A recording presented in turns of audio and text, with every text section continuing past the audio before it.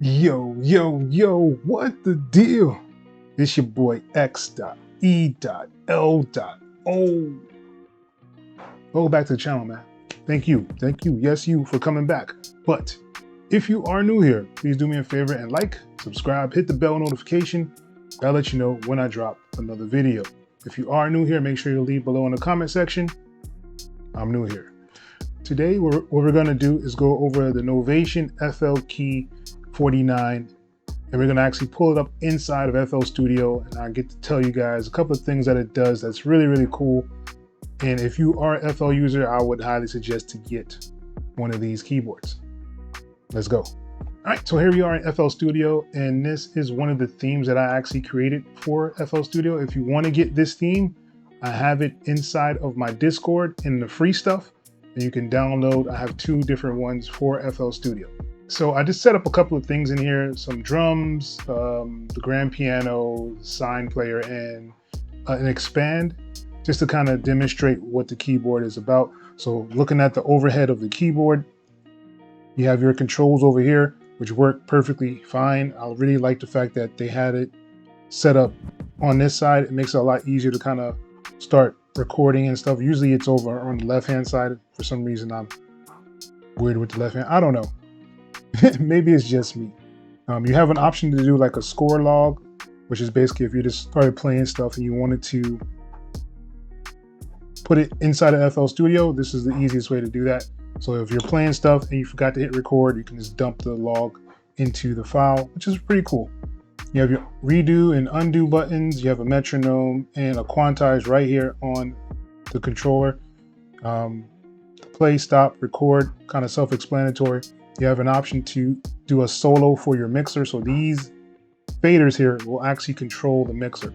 So you see how inside of FL Studio on this channel 1, right, which is this channel here, if I move this, it'll jump down to where it needs to go and put it to where it needs to be. Really cool. And also the same can be done for like the panning. You can use these knobs over here for like your panning if you're doing that in here. If you hit on solo, it'll give you an option to solo the track. So it'll solo the tracks that you have highlighted, right? All right. And over in this section, you have an option to go up and down on like your channel rack itself. So if you're on like the first one, you can go down. As you see, it's highlighting it red on the screen, and I can switch to whichever one I want it to be on, which is pretty cool. And for the mixer part, let's say I wanted a different section of the mixer. If I hit on the arrows, as you see, it made a red box around it showing you which ones are actually highlighted. So I think that's pretty cool as well. So you have an option to kind of move stuff around really easy, just straight from the keyboard. You don't have to worry about using your mouse or anything like that. All right. And then you have your port mode. So this is basically where all the stuff, the pads kind of are. If you're on like a drum, it'll play just like you're playing on a keyboard. Right? So these are basically that same kind of pattern up here being shown currently, right? And then you have your option to do like patterns and presets. So if you're on an FL Studio only plugin like Flex, you can actually change your presets right here with these buttons, which is pretty cool. And of course, I think the most important button on this keyboard is the shift button. This is button right here. So remember where it is. This is where you can get to all the sub menus that you see on here. So anything that has a sub menu, you would have to use your shift in order to get to it. The shift also allows you to do different settings for like your scale and for your note repeat, because it does have a note repeat on here. So if you hit on shift and you hit note repeat, it's going to flash. So that way you know that you can actually change your rate of your notes by hitting any one of these. All right, so usually if you go to your shift, you can actually pick any one of these. So if you wanted just the pattern, if you want to do your channel rack, if you want to do an instrument, if you want to do the sequencer, scales and chords, and you have your own custom stuff over here that you can create. You have your channel pan. So this will make all of these knobs go to the panning. This will make the channel volume. This will be the mixer pan if you click on that one. And this is the mixer volume, and this is the plugin. So let's go to channel rack, right? So now if I actually hit note repeat, it's going to repeat that note on 1/4. But let's say you want to kind of switch them up at times. If you hold down shift and click on a note repeat, now it's flashing. So now if I hold down this kick,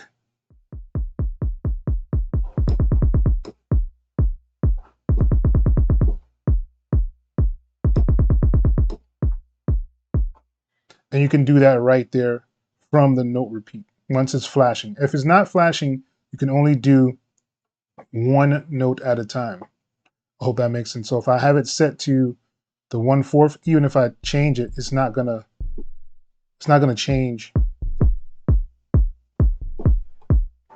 right? So you have to actually have it flashing. And the only way to do that is to hold the shift. So this is the most important key on this keyboard. So keep that in mind, ladies and gents, if you're gonna be using this. All right? And the same thing can go for the scale. So the scale is here. So right now it's set to C minor. So that is the scale that is currently set to. So if I wanted to change the scale, I would have to hold shift and then hit the scale. And once it's flashing, you can change it to whatever you want to. So you can go, you know, you can do a sharp, D minor, sharp, a C minor, and going through here, you can change what it is. If it's like a major, a minor, diminish, stuff like that. So if you wanted to go major, this is a major, this is Dorian, this is Mixopolian, I believe that's how you say it, Phrygian, and you know, you have a couple of other ones on here as well. Really, really simple to kind of set up and use. I think it's really cool that they did it that way. So now, you know, you could just have your chords playing if you have it on an instrument, and I'll show that a little later on in the video as well. All right, so you have this button here that has like the 3 dots on it. This will give you an option to kind of go up and down or left and right inside of whatever you're on. So if you're on a track, as you see, like it's moving up and down and choosing another one, which is really, really cool that you can kind of set that up really easy inside of this keyboard. I'm not necessarily a fan of the build.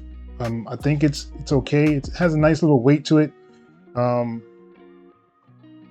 The pitch bend wheel, I think it needs some work.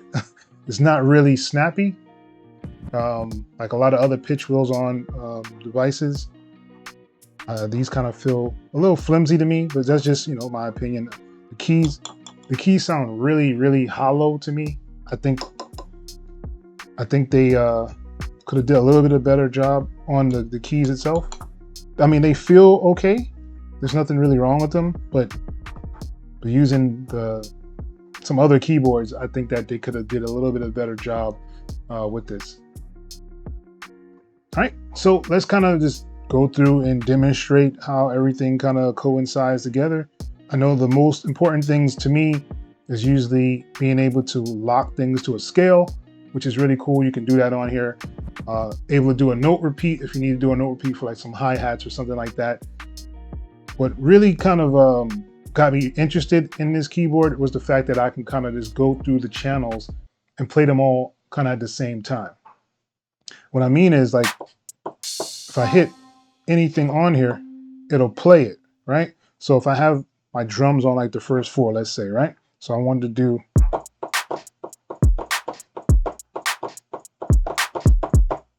I could do that right from here and play that drum pattern. All I gotta do is hit record, which is really cool. I think that does set it apart from a lot of other things that I've been using, just because it's already in the channel rack. It's already gonna have its own channel. I can actually put it to the mixer really easy that way. So yeah. So if you go to, if you hold down shift and you hit sequencer, so now it's like in a sequencer mode for whatever track you're on. So let's change the track that we're on. let's go up to, let's do the hi-hat, right? So if I wanted to, I could do, you know, the two-step hi-hat kind of thing, and boom, it has the hi-hats in there. And it's just that simple to do that. So if I go up to the snare, I can do the snare. It's probably right here.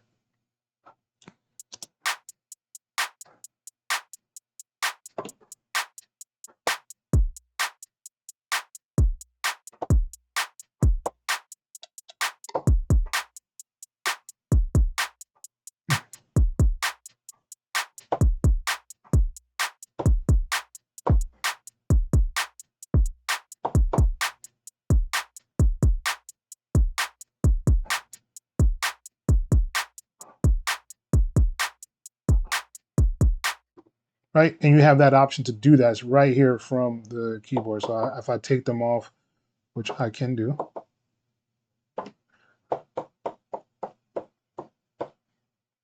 it makes it really, really easy to kind of do what you want to do inside here. So I'm gonna go back to channel rack.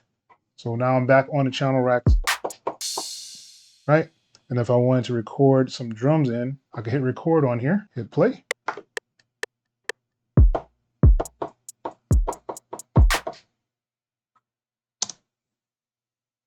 And as you see, it made a pattern in there. Let's redo that. So I'm gonna undo it, right? Just that simple to undo. And I'm gonna record it again.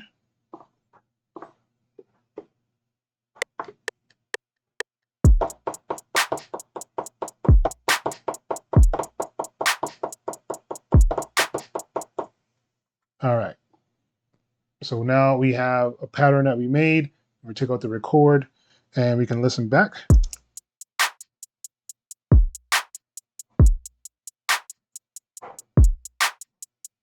Right, and then we can even use like our quantize, to quantize the notes that we've done. Right, and you can do that all from the keyboard right here. You just quantize stuff.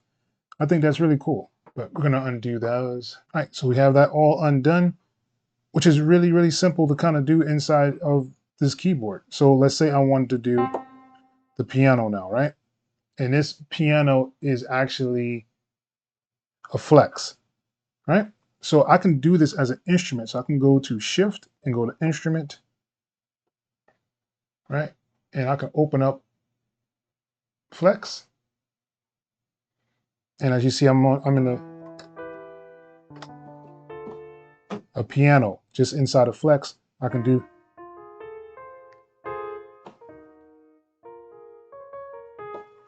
And you could do that inside here as well. So if I wanted to change the preset, I can just click on here and it'll change to the next preset. And what's really cool is that the knobs will actually interact with the flex stuff up here. So if I change like this bit,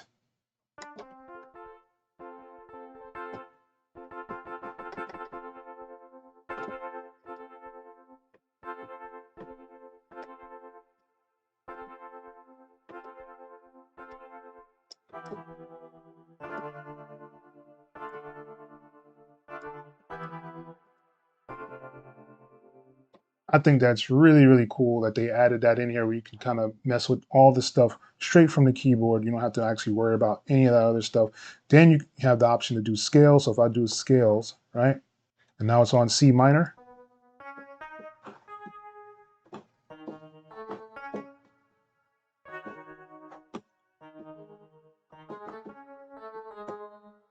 Which means that I can't be out of key in the scale. It's always going to play in the correct note. So let's see this in the piano roll.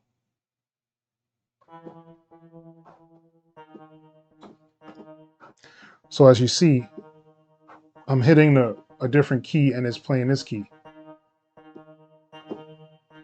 So you can't go out of scale if you have your scale mode on. I think that's super cool, man. And you can do chords as well. If we hold Shift, you need to go to scale chords. So now you can have your chords played right from the pads. So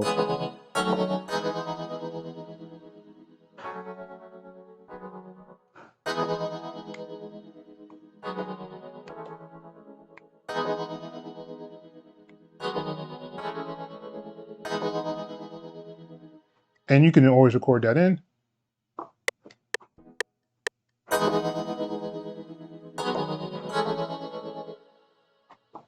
So a nice little 2-bar loop.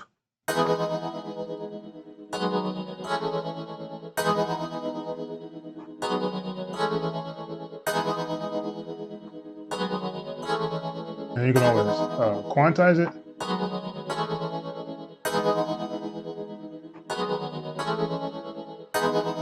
Go to Shift, go back to your channel rack.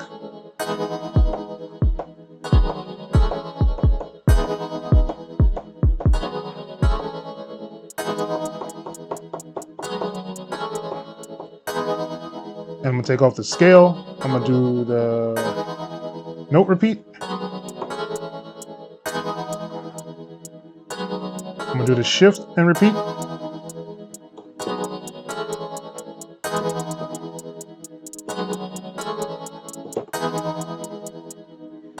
All right, so let's add some hats in here.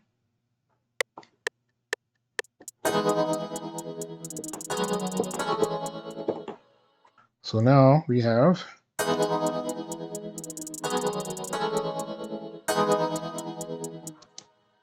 right, and you can make it really just that simple, or you can make it more complicated if you wanted to. I'm just going to remove these out of here, and let's actually do it through the channel rack way, make it a little easier on ourselves. So we're going to go to Shift, and we're going to go to Sequence, and that way I can just add the hi-hats in, really simple, and boom, we have the hi-hats in here.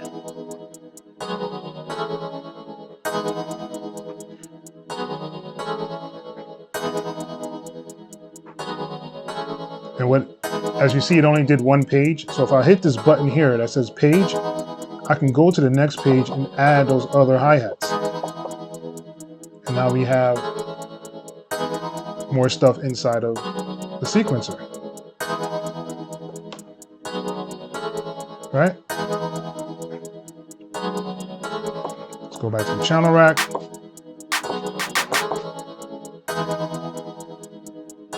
Sequence that. Let's go up to the kick. Oh, so we need to move over.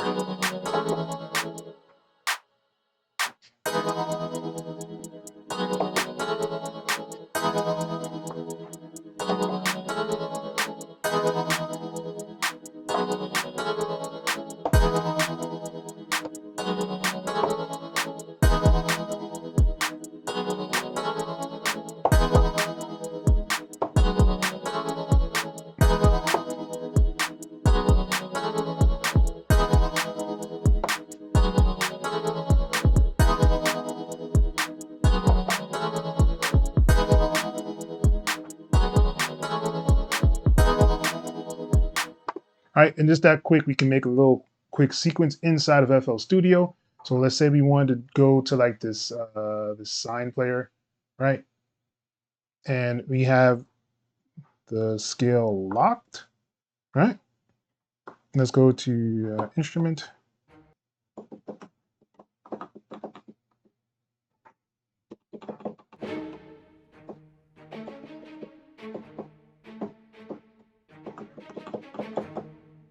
Right, and I can't be out of key, so I can play whatever I want to in here and kind of still have it in key.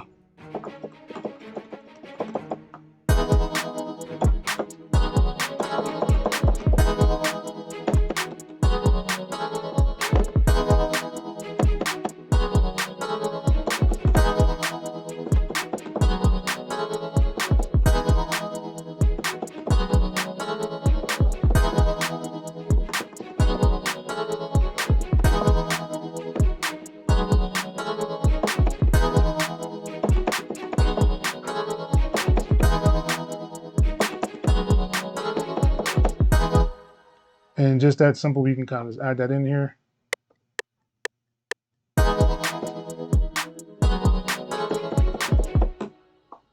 And we have that in there really quickly inside of FL. Oh, of course.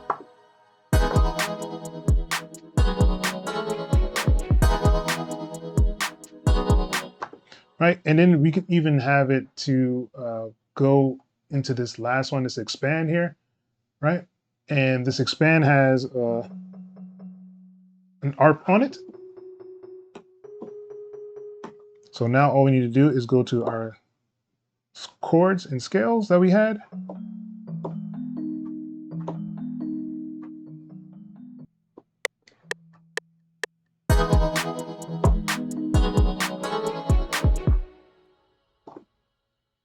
All right, and just that simple, we have another pattern that we created.